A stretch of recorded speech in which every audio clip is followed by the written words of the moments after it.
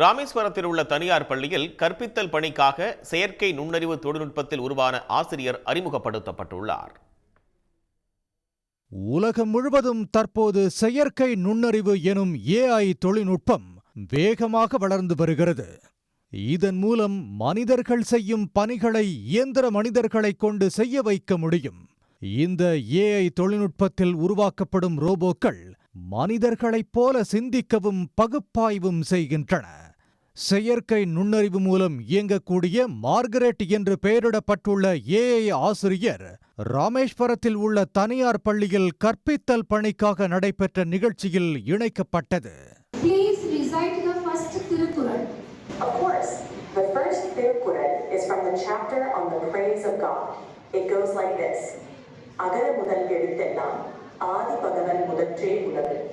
This means, as the letter A is the first of all letters, so is the primordial God the first in the world. It's a beautiful way to emphasize the importance of a divine beginning.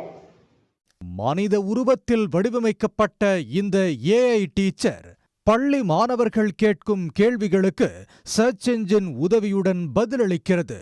25 இந்திய மொழிகள், 25 சர்வதேச மொழிகளில் இந்த இயந்திர ஆசிரியரால் பேச முடியும்.